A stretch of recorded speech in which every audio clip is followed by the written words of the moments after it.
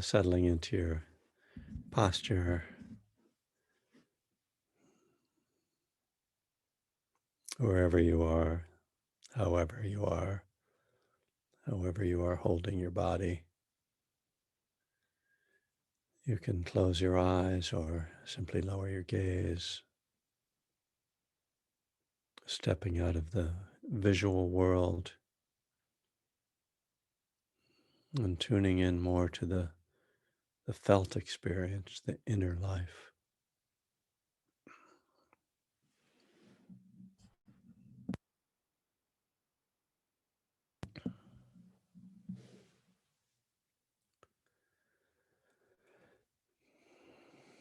Softening the body, letting the shoulders release, breathing into the belly,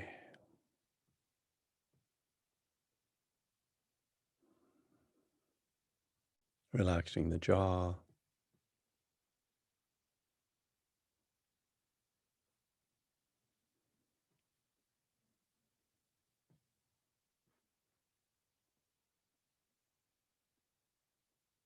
feeling the body breathing.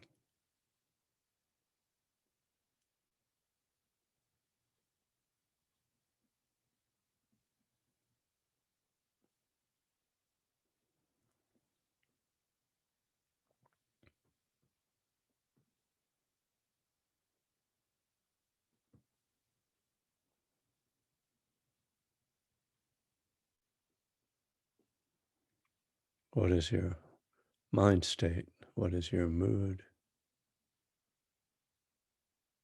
What's the felt experience right now?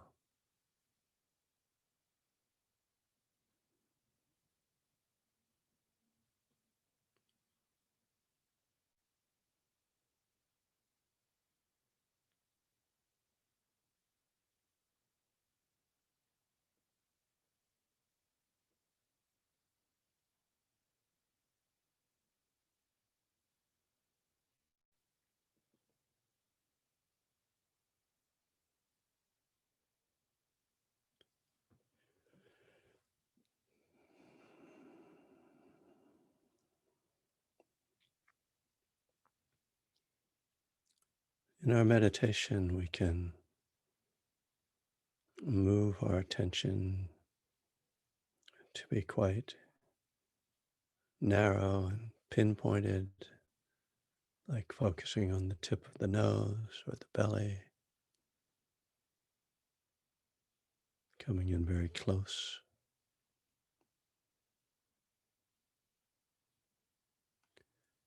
At other times, we might open the awareness so that we're feeling the whole body and feeling the range of experiences,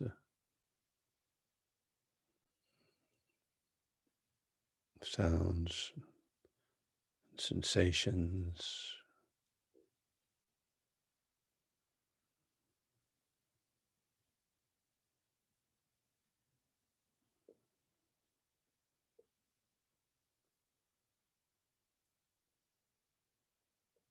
So it's helpful to first realize that there are these different sort of lenses to use in our meditation, the wide aperture and the narrow aperture.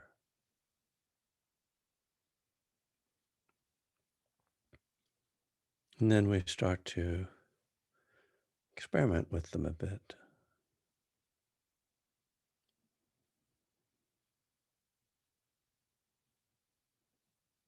When there's a lot of energy or restlessness, sometimes it's helpful to have a wider lens.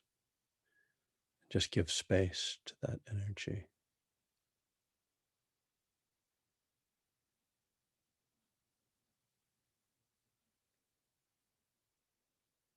If we're a little more settled, we can get more precise in the attention.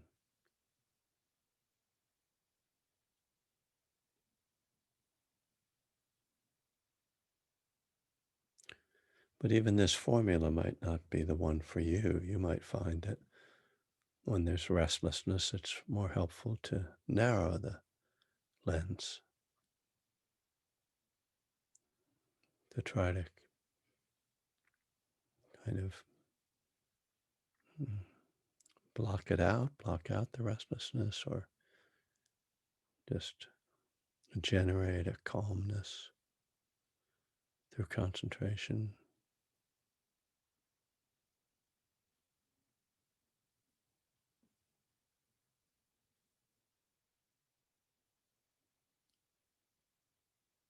You could also, when you're feeling calm and settled, it can be pleasant to open the awareness, just have this sense of spaciousness, ease, kind of a natural awareness.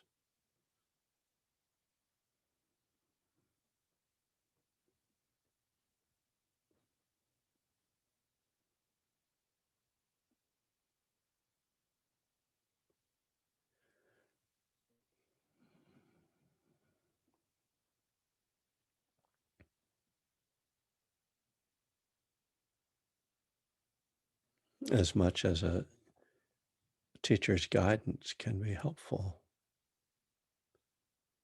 it's important to see what works for you, not to force yourself to fit into one box because someone said it was the right way to do it. Meditation is very personal. Ultimately, you must be your own guide. You experiment and notice what happens with different lenses and different forms of practice. And then use that information, apply that to your practice.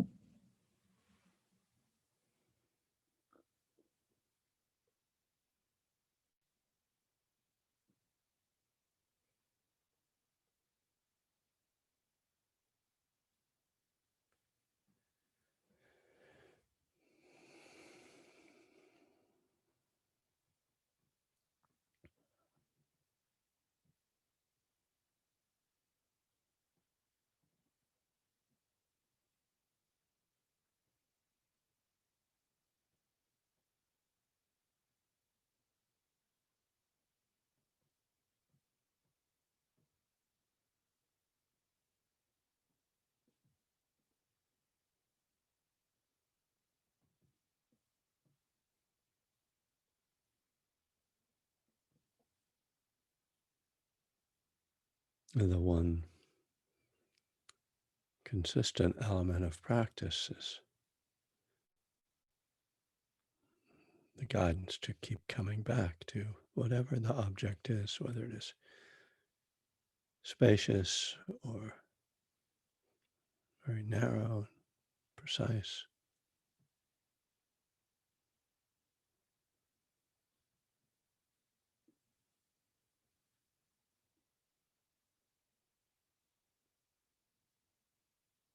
And this takes a persistence and asks of us to bring kindness to ourselves.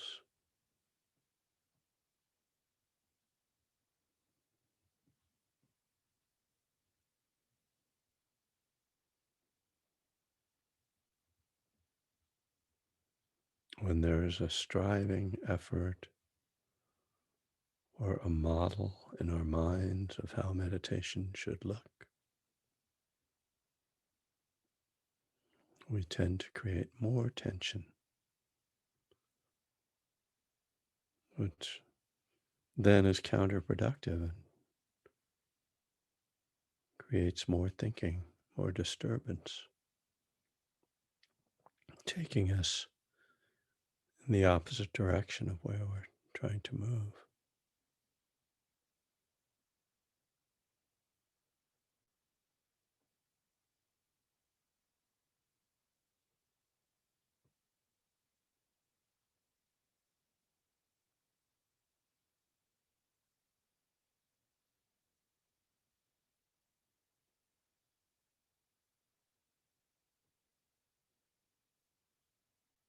Not only then do we notice when the mind has wandered, but we also notice our reaction to that and the quality with which we bring the mind back. Do we bring it back like quickly and aggressively, or is a gentle restart? We just begin our practice again in an easeful way.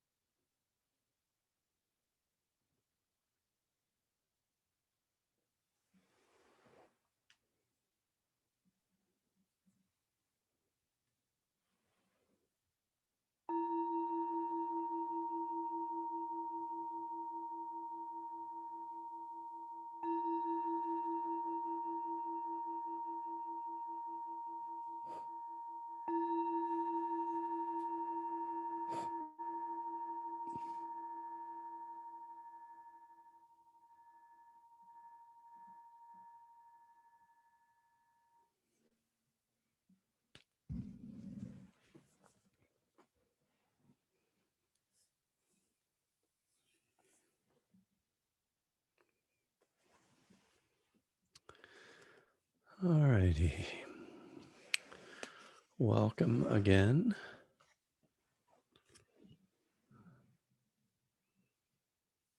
I am Kevin Griffin, and I guess that's all I can say about myself. It's a name that I have, that I utilize. Um, and gosh, I guess I'm going to keep going here. I'm almost done with the promises. Um, if I could think of something else to talk about tonight, I might do that just as a little break, but why not? So we've been going through the 12 steps, mostly using my book, One Breath at a Time. But for the promises in step 9, we've taken a side trip into my newest book, The Daily Reflections, Buddhism and the 12 Steps Daily Reflections. And this book also is built around the 12 steps so that all the promises are found in September, step 9. I'm just looking at Mike C's, or well, I could say Mike Campbell's uh, uh, nice design work in the book. Um, so we've gotten to the promise that says fear of people and of economic insecurity uh, will leave us. So I made those into 2 different days. So September 20th is fear of people. I'll read this. It's an interesting and comforting comment in the book that fear of people will leave us. That fear might take different forms. One is simply a shyness and isolating tendency that some addicts have. Alcohol, cocaine, speed, and even rave drugs could help us in social situations. A pill, line, or a few drinks would free our inhibitions and self consciousness enough to have fun at a party or other social event. But of course, our addiction repeatedly pushed that behavior over the line so that some of us became persona non grata at those events. The steps help us to get to the root of this shyness and insecurity. We learn to let go of the egotism of separation. Our low self esteem was just another way of feeling special, and recovery wipes that away. The support and unconditional acceptance of the program further allows us to come out of that fear. Meditation practice doesn't exactly make us less shy or fearful of others, since it's done in silence.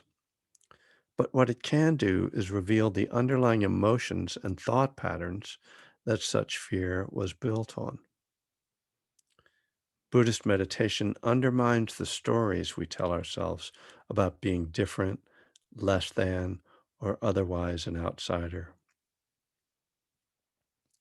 The steps also force us to interact more with others. In step 5, we share our inventory. Here in step 9, we make amends. And finally, in step 12, we carry the message. These functions of the steps often push us out of our comfort zone where we learn things about ourselves that we would have never seen otherwise. We discover our capacity to connect, to reveal ourselves, to be humble without humiliation, and to serve. Ultimately, all these actions make us more comfortable in our relationships with others. Today, reflect on your own comfort level in social interactions. Have you let go of fear of people? If not, what other work might you do to further that healing? Well, as usual, I have some, questions. Uh, I might debate some of these points with the author. Um, I do think it's important. Maybe I'll start with What I do appreciate here, um, we learn to let go of the egotism of separation. Our low self-esteem was just another way of feeling special. Uh, and I think it's important to see that. Um, I don't know why that's important to see, but I think it's true. Um,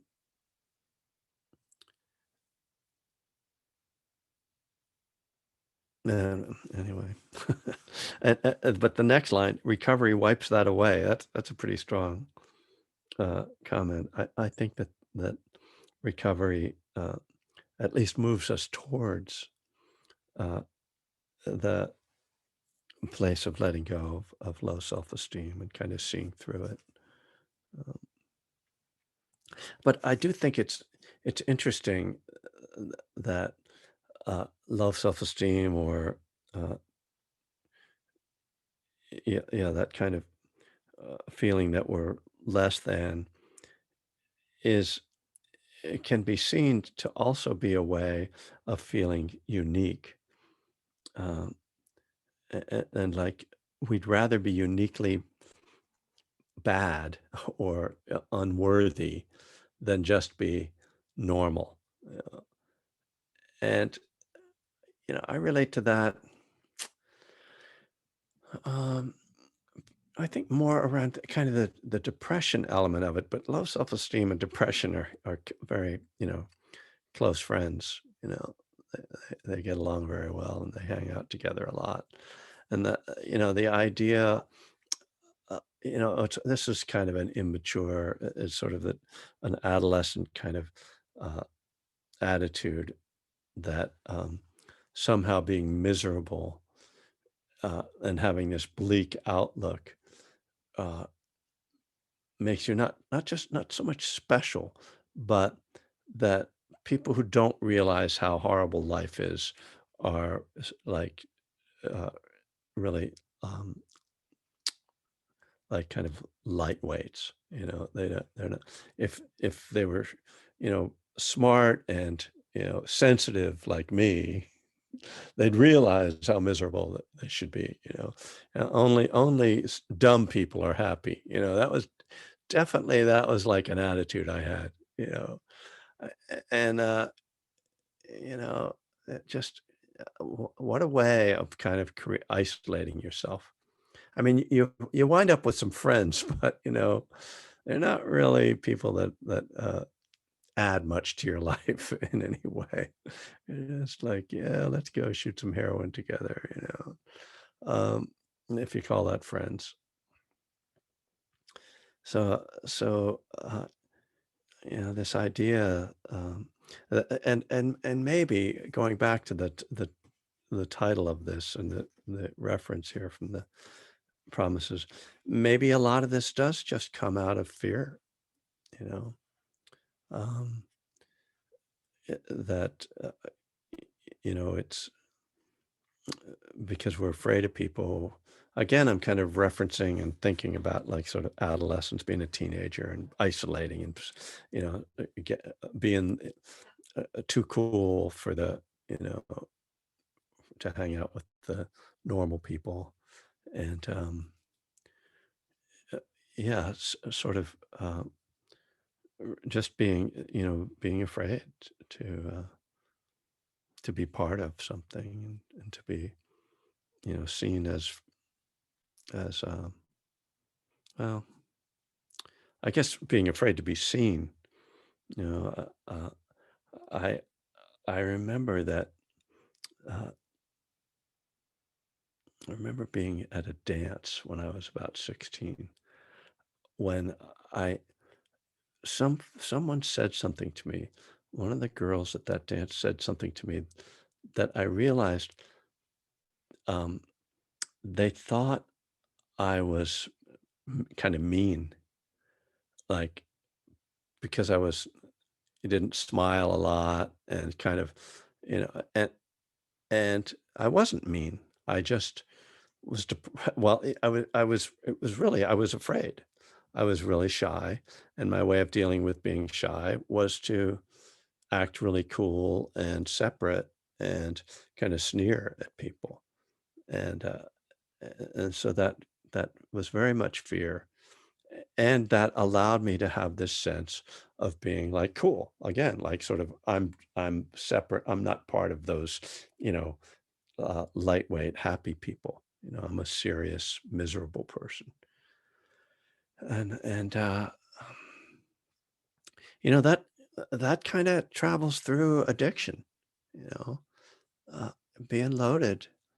Uh, you know, there's a way in which it protects you because you can't really feel and you don't have to really be afraid of being seen because even if you're really like if you're really drunk and you make a fool of yourself, you're always just like, oh well, I was really drunk, right? It's not like, oh, my normal self made a fool of him or herself, you know.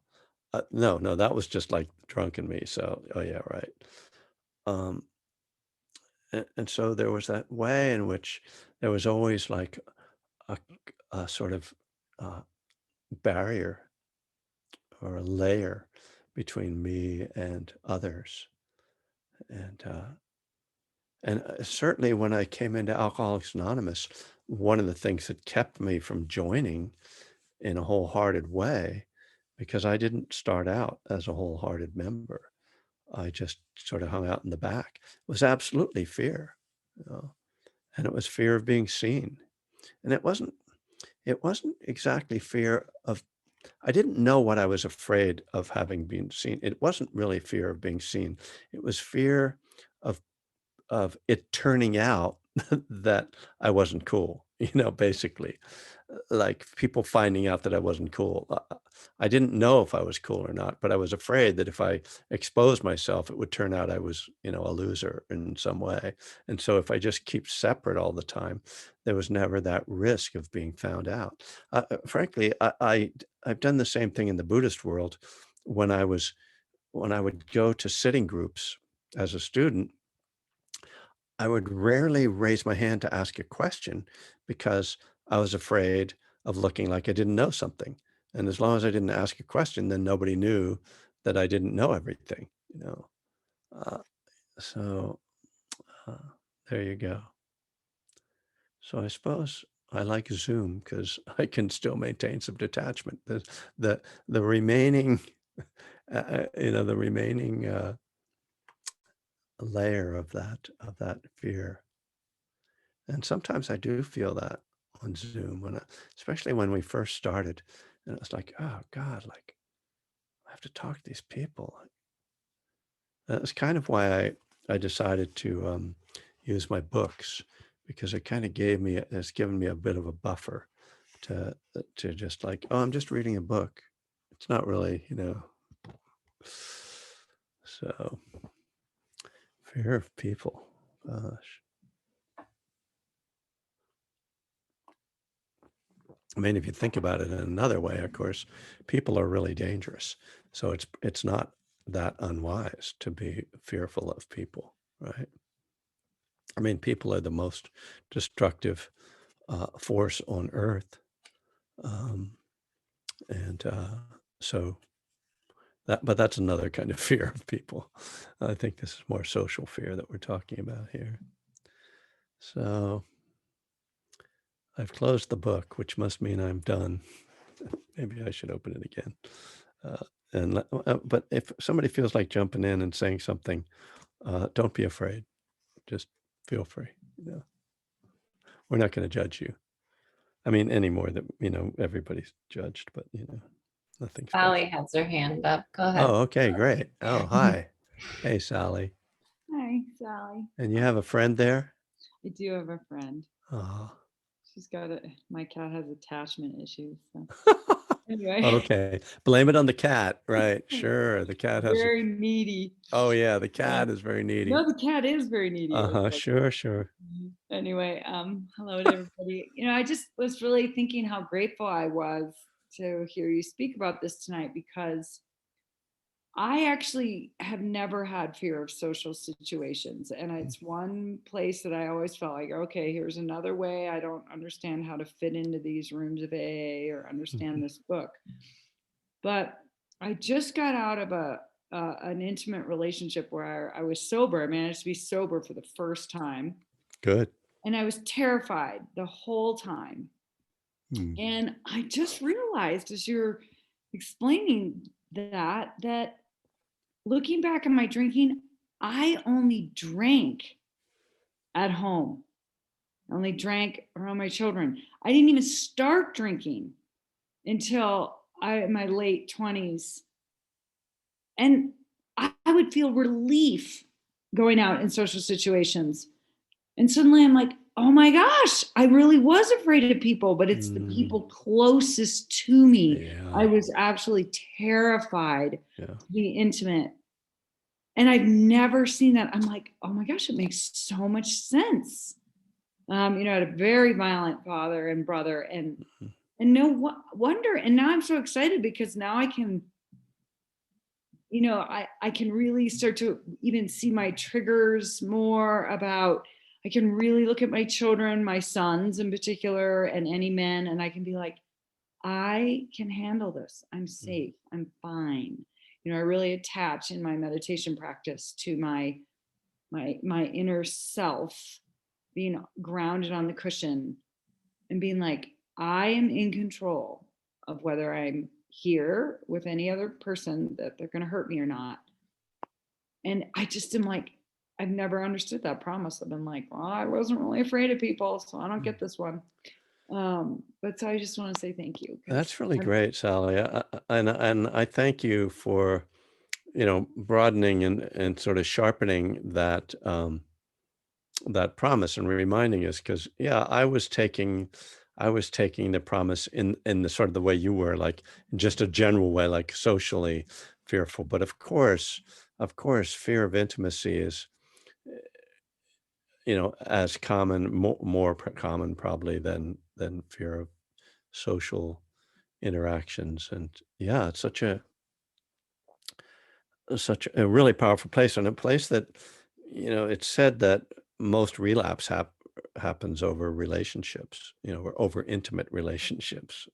So it really is a huge trigger and a huge challenge. And, my own work in recovery, once I got through the first year or two, uh, it was all about relationships, and it was all about trying to be able to be in a healthy relationship. And, still working on it actually, but at least I'm in a long-term one. Well, and then I find, and I don't mean to overshare, but I find that the next stage, having a lot of sobriety now, is to make sure that then I don't try and stay safe or not be afraid of people, whether it's a social situation or intimacy, that I don't just flip right into Al-Anon, and try and be controlling. Because it's like once I take my alcohol away, I then can be like, well, let me put you in a position that keeps me safe. And yeah, so thank you. Yeah, it's never simple, is it? And we always find like, oh, here's the healthy thing I should do. Oh, well, if that's healthy, then I should do more of it until it becomes unhealthy, until it becomes an extreme. Yeah, so interesting. Thank you. Great share. Hmm.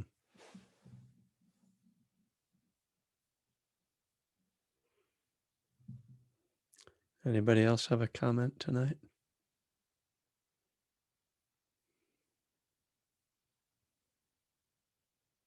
Rachel, hi.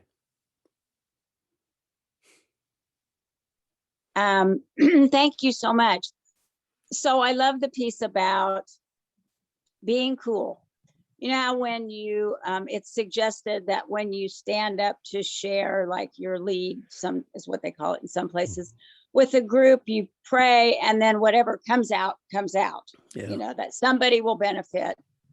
So don't structure it like a speech. Anyway, I had in early sobriety done a couple of those, and one time I stood up and the whole thing had to do with that desire to be cool and how that drove so much of my addiction and allowed me to put on so many masks with so much comfort. Um, and at the end, I was a little embarrassed that I had given, spoken for 40 minutes about striving to be cool, but I think it's still something that I really need to watch, because I will pull back from people and go into observer mode so that I don't let that remaining mask slip. I mean, Yeah. it's easy to do that still. So thanks for the reminder. That's all. Yeah.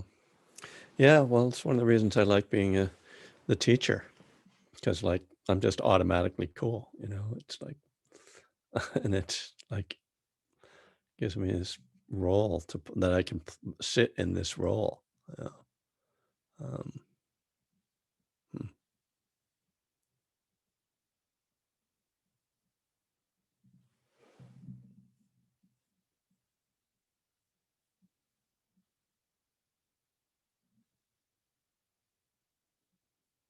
Hey, Dolores. Hi. Thank you so much. I'm like blown away right now. It's like, listening to you and especially Sally saying about, and also about being cool. My father thought he was cool. That was the first thing that flashed in my mind. But the fear of people that I'm close to, that's what hit me. And Mhm. all of a sudden I saw my family, my biological family, nobody knew who they were. I mean, it was like nobody. There was, and like when I was a little girl, the innocence that comes out of a little child, I either embarrassed them or, Yeah. don't ever say that again or whatever, Right. shame them. There was no intimacy. And they were afraid of intimacy. Like they were afraid of people. Like that awareness just burst with me, sitting here. Like such an insight. Wow. Thanks. Yeah. Thank you. Yep. Yeah. It's always interesting to see where we came from in our families. I actually talked to two of my brothers today, and um, one of the things that just strikes me when I talk to people about their upbringing right now is just that parenting has changed so much in the last like 40 years, and it's really the women's movement that changed parenting. As women were like sick of it, like doing all the work. Like, you guys got to get your shit together. Like, I'm not doing all this. And and then men realized, oh, you know what? It's actually really nice to be a parent, because it's like, I'm going to work now. You take care of the kids, and because, oh God, taking care of children, that's, and people thought like what a drag that would be, and then guys like spend some time with their kids and like, oh yeah, actually this is really great. It's like a lot better than being at work. Um, and that's really a simplification, but I do think like very few people of my generation had, what you would call an intimate relationship with your parents. It was just, that wasn't really how you parented, and it wasn't really their fault. That's what they were taught to do. That's what society told them to do. Just to take it out of the personal, because so often when I hear people of my generation talk about their upbringing, it's like a personal thing, that their father was this way or their mother was that way, and I'm like, yeah, it was personal, and it was just a social, conditioning. And now, nobody, looks twice if you see a man pushing a stroller down the street now. Like 50 years ago, that would have been shocking, right? And not to mention 70 years ago when I was born, you know. So um, I guess that's for me about forgiveness, forgiving the previous generation, and forgiving our parents. I mean, parents always have to be forgiven, But think about how many times they forgive their kids. We don't talk about that. Anyway, I ramble. Therefore I am. So, Hi, Kevin. Hey, Angela. Jump in. Good. Yeah, there's a few things I've been thinking about, and thanks for the people who have shared too. Yeah, I definitely identified sort of always as someone with a fear of people, I think, and even more so now that I I've spent a little bit of time, sober, and looking back, even as, you were speaking, just thinking about, like how that was a big part of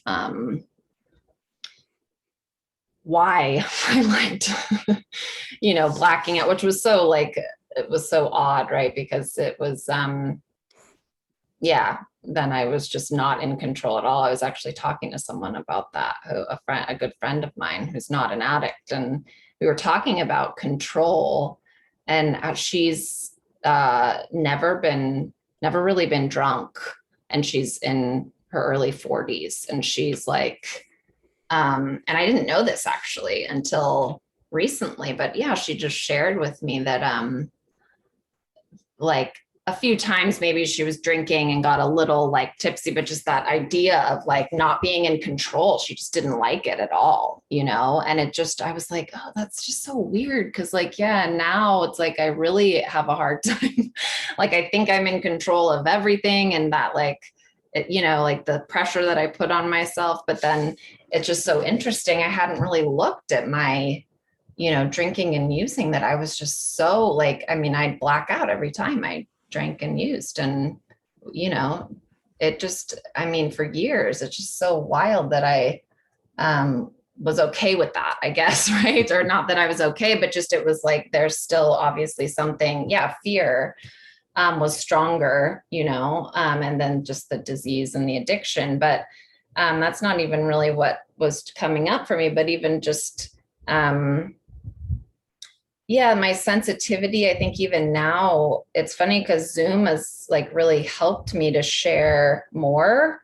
I used to be so, I mean, even in classes, like when I started coming here and sharing, I would get so, I still do. I just visited with some friends in recovery, but so we talked about, just like I'm super comfortable with the people that I spend time with now, and most people are in recovery, but I still sort of play over in my head, oh, I said that. And like, I think that's sort of, I guess, normal, but, it just sort of was like, again, forced, like when I was in my meetings, and I was doing meetings every day last year, this time, just like started sharing more. And so I guess it is getting easier in some ways. And I do acknowledge even more just recently, in the last few weeks, I realized that like speaking is part of how, and I think you even said this in class recently about like how speaking is sort of like how you process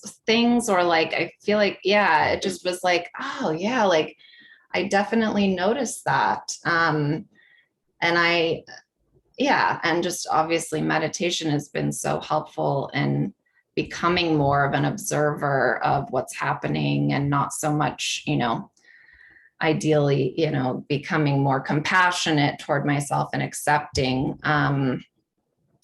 But yeah, I feel like there was one other thing that I was going to say, just that, the sensitivity, because fear of people, I guess I just am realizing, there's been moments even with like my sponsor and other people where like, I feel like I'm doing something wrong, and I'm so quickly triggered, and I get quiet, and then like I've gotten pretty, I've been in tears recently in a conversation. I get really uncomfortable, and I'm noticing it. I'm just like, okay, like just breathe, you're getting a little upset. And but yeah, and I guess I just was, as I was listening, just thinking like, oh, I guess that's just yeah, that's part of my fear of people. I hadn't, every time I listened to the promises, I hadn't thought about it like that. But yeah, like of doing something wrong or being, so yeah, that's interesting. And just as always, so many things that I get out of coming to this class and Mm, reflecting and sitting and yeah, so thank you for the opportunity, yeah. yeah, learning a lot. It's good to hear from you, Angela. You for some reason, the thing that I kind of latched onto, I guess because it's something I do think about, is how when you're sharing, different things come up. And it actually points to something in the steps. The steps are and the 12-step program are designed to have you communicate in different ways. One is speaking, another is in writing. And writing and speaking, um, the, um, there there's different parts of the brain, and this is not like coming out of science. This is coming out of my experience. Different things get activated. Different thought processes get activated when you're writing from when you are speaking, and from when you are thinking. So those are three different ways of thinking, but they they manifest very differently, and that's why writing is so important and sharing is so important, because just thinking really limits our thought processes. Is much more sort of closed. It's more like a closed system. When we open up and speak, it's opening that system. When we write, it's the kinesthetic aspect of it generates something else. So a different kind of thinking. I mean, I say this because when I write as a writer, it's like I can feel a whole different part of my brain. I can feel how my thinking is completely different than when I'm just sitting and meditating and I start thinking. And certainly when I speak, you know, it's one of the reasons why I don't really use notes when I teach Dharma, because if I stay present when I'm speaking, stuff comes through that I couldn't prepare, that I couldn't think of beforehand, because it's activating these different elements. I will just say of the brain, but that's making it more, a sort of mechanical than I think is that useful way. It activates different thinking. So I think it's important to do all those things. And it's probably one of the reasons why being in a program in a community is so important, because if you're not in a community, you're not talking to anybody. And so you're in that sort of self-enclosed system. You might do some writing, but then, you're still missing that third form of expression, of mental expression. Um, yeah. And I think different people benefit more from different forms. Some people benefit a lot from doing a lot of inventory writing. Other people, not so much. It's more about sharing. But I think that it's likely that a lot of us, get really stuck in the internal thinking, and just thinking to ourselves. And this is, I think, where many of us get in the most trouble, right? Uh, it's where depression comes and anxiety come. They're all because of that closed sort of feedback loop that happens in our own thinking. And it's also, yeah, it's interesting. I mean, certainly any thinking is influenced by our biases and our prejudices and our preconditioning, but it's likely that when it's exposed more clearly verbally, that we're more likely to see it. We're more likely to see the bias in the thinking and the flaws in the thinking when it's verbalized or even written down than when we're just thinking, and because our internal thinking is so emotionally charged and driven by emotion, I think. And I'm just making this up as I talk, so there you go. Just trying to- Ellen, like the idea of safety just came to my mind when you were speaking, and like how important it is to feel safe, and when you speak up, because that is, That's it's right. like, and it's scary, right? It's also like, even also what I was reflecting on is just like, sort of this realization recently of just like, oh yeah, I'm just like getting used to feeling like my feelings and understanding what's happening, because I just I just didn't do any of that, and I just was all about, because I was, bad and wrong and not enough, and just had to. And then when I found drugs and alcohol, it was like, oh, okay, great. I just do this instead, yeah, I'm going to feel like shame and be in, that sort of place, but I can escape it. So yeah, just even feeling the feelings in the first place. But yeah, that's that idea of safety and how we can create that for ourselves, I guess. Yeah, that's really interesting, the safety part, because yeah, that's what 12-step meetings are supposed to allow for, that you can feel safe. And I think that's a really good point, because just speaking, if you just as you're saying, if you're in a position where you're asked to speak but you don't feel safe, that creative or like insight isn't going to tend to open up, because there's going to be, you're going to be restricting yourself. It's yeah. And of course, I mean, just on a practical level, like someone who gives a talk, like a Dharma talk, who's not feeling comfortable, they have notes that to help them feel safe to give that talk, and it's the same type of thing. But yeah, right. I mean, if you're in a family where speaking up and saying the truth you get abused for, then it doesn't work the way it works when you go to a meeting. So that's a really important piece and insight about that, about the and maybe it's one of the reasons why writing is a good thing and why people like to journal, and teenagers like to journal. It's like, oh, write in the diary, right? Because it's a safe place where, and you have a lock on it so that nobody can see what you're thinking, so you can express yourself. All right. It's a really, it's an intriguing area. It's probably related to nonviolent communication, which I don't know anything about, but there's probably somebody here who does, and is probably thinking, this is just like nonviolent communication. I don't know. Well, it's funny. One more thing, and then I'll stop. Go ahead, Angela. But I mean, because I was just one of my best friends on the East Coast has gotten me into nonviolent communication, and so we were talking about it today, and yeah, we were actually talking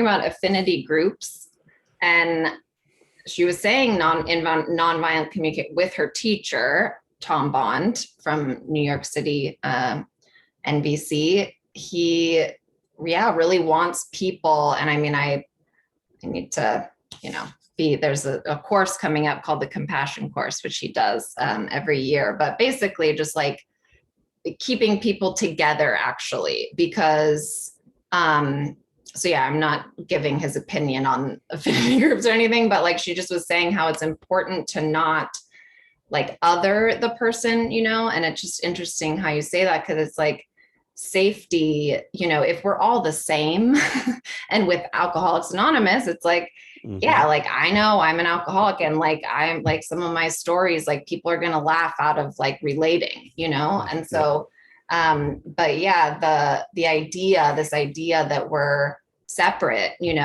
how that's really been developed in the West mostly, but just like, yeah, coming back to that truth of like we aren't separate, and just how that can bring safety if we remember that we really are sort of, yeah, just how that, yeah. Well, you've probably heard me talk about how in typical Dharma groups, people don't tend to be as open and honest as they are in recovery groups. Right. And you've pointed to exactly why, that people in recovery, by simply everybody acknowledging that they are addicts, have and that they are with a group that understands that, there's a natural safety that comes. Whereas everybody acknowledging that they are Buddhists doesn't have quite the same effect. It doesn't really mean, in fact, it can make people feel more uncomfortable, like, oh, these people are so cool and serene and spiritual,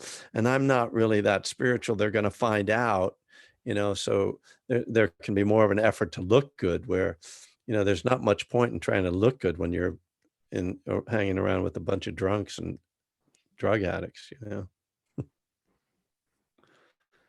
Well, that's a really fun conversation, and thank you for getting that, uh, jumping in there, and thanks to everybody for sharing and just participating. Yeah.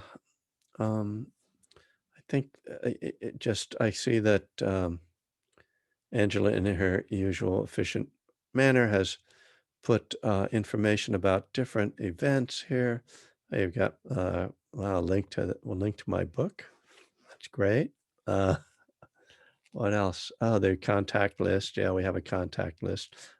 Someone told me that they got contacted, so it's working. Um, the retreat, the Southern Dharma retreat. That's I believe that's opening for registration July 1st. So if you it's a long way away, and Debbie, I will write to you later tonight and respond to your email about that. But we are going to try to put together a West Coast retreat in the fall. We're looking at some locations and dates right now, and hopefully within the next week or two we'll have that nailed down.